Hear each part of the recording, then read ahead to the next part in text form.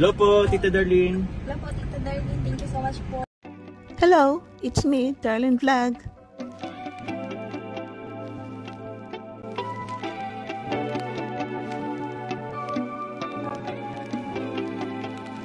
Ano ba talaga si Carla? Bakit? Itabi mo sa mga Kalingap Angels, nakangiti lang. Hindi siya masyado nakikipag-usap na kung titingnan mo ay mabungis-ngis. Iba talaga si Carla. Tanungin natin, itong isa sa kasamaan sa Kalingap, kung ano ba talaga si Carla? Yung seryoso.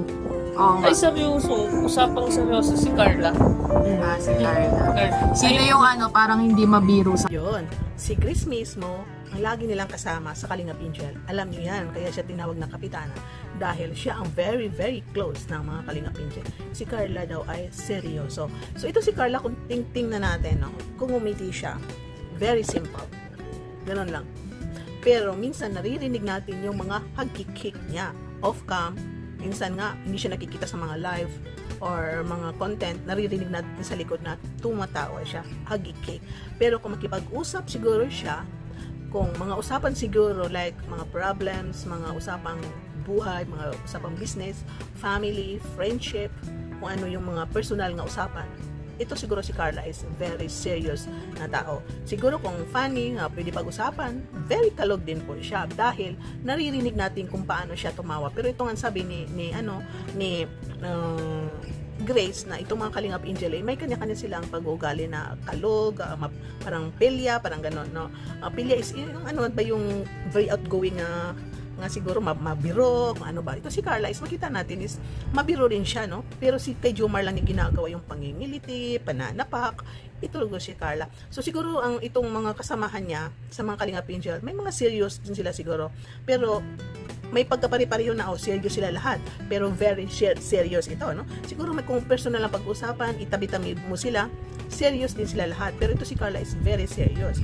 Kung funny, siguro kalog sila lahat, pero mas kalog si katulad ko Krista, parang gano'n, or si Joy, o si Marian. So, kung lahat sila maganda, hindi natin masasabi sinong pinakamaganda, pero lahat sila magaganda, iba-iba ang beauty, gano'n po.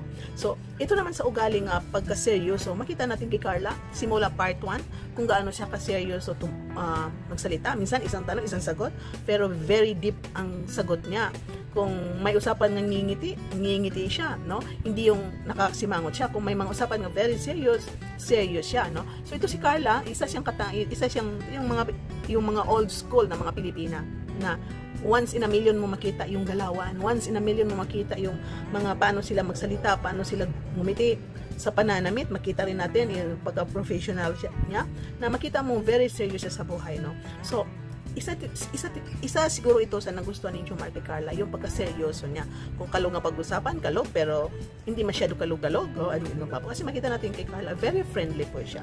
So ako, isa rin ako natuwa dito kay Carla na may yung klaseng tao nga very serious, pero kung usapan is tawanan, tatawa, serious pa rin, no? Usapan nga, biruan nga, makikipagbiro, pero may kaseryosohan pa rin, no? So ito si Carla is siguro outgoing din siya, klase na babae, pero may pagka-serious pa rin na klase. Kasi may tao nga kung outgoing siya, hindi siya serious sa buhay, hindi siya serious sa future, hindi siya serious sa nangyayari, ganun po, no? So ito siguro si Carla, kung kahit anong moves ng Kalingap Angels, sasali siya, pero yung makita mo siguro yung sa self niya na serious pa rin siya sa buhay, na hindi biro-biro ang buhay, hindi laro-laro ang buhay. So siguro may laro sa buhay na siguro katulad niya, pasyalan, galawan ng mga ligo, galawan ng mga dalaga, biruan, sayawan, pero nakafocus pa rin siya sa future niya, na serious siya. Kaya nakita natin siya ay nagninegosyo ngayon dahil pinaghahandaan niya yung future niya na gumanda dahil serious siya sa buhay. Kasi may mga kabataan ngayon nga hindi pa nila iniisip ang future nila. Mag-aral na lang ako kasi gusto ko makatapos. Gusto kong may matapos ako sa aking buhay para may maipakita ako na nakatapos ako, pero hindi pa siya serious, hindi pa niya pinaghahandaan yung kinabukasan niya. So ito si Carla, yun nga yung sabi ko na 19 years old pa siya.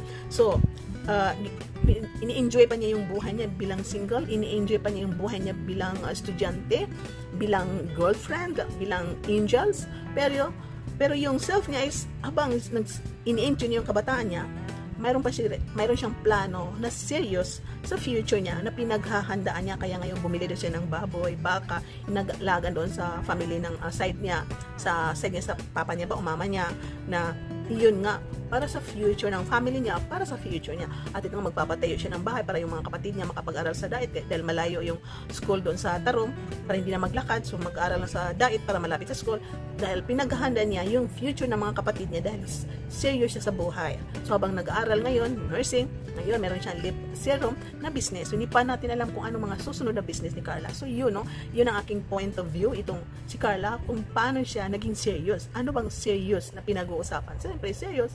Siguro, pero isa rin siguro pa nagkukwentuhan, nakikinig, na biglang tatawa, no? Hindi yung, kasi minsan may mga babae na, normal naman, may kanya-kanya tayo ugali na abang may pinagtatawan, may usapan, hindi pa tapos ang kwento, tumawa na, parang ako. Pero ito si Carla siguro, nakikinig muna. Kasi may mga tao na nag-iingat sila sa kanilang sinasabi. Nag-iingat sila na wag mo na agad-agad tumawa. Baka mamaya, ikasama ng loob mo yung taong kausap mo, bigla kang tawa, no? So yun nga, no? Napansin ni Grace na si Carla is serious. Ako yung napansin ko na serious siya. Kahit hindi ko pa siya na-meet, pero the way siya gumalaw, the way siya magsalita, the way siya tumingin, very serious si Carla. Hindi niya pinaglalaruan ng buhay. So habang ini-enjoy niya ang kanyang kabataan, ang inyang single life, serious siya sa kanyang future. So sana po, naintindihan niyo ang ating point of view, reaction dito sa sinabi ni Grace na isa si Carla ay very serious. I'm sure may mga ugali din kayo na kagaya ni Carla, kagaya ng ibang kalingap Indian na kalog, pero magkakaiba po tayo. Isipin po natin na ginawa tayo ng Panginoon, hindi po tayo pari-pareho, magkakaiba po tayo. Kasi paano na kung pari-pareho tayo, no? Pari-pareho ng mukha, hindi tayo makikilala, hindi natin kilala ang bawat isa, no? Pari-pareho ng ugali. So paano na lang kung lahat tahimik? Paano na lang kung lahat maingay? So yun nga po ang ating point of view. Thank you po, sana na masaya kayo, nag-enjoy kayo sa ating reactions for today. Thank you so much. Paki-like ating video, paki-subscribe.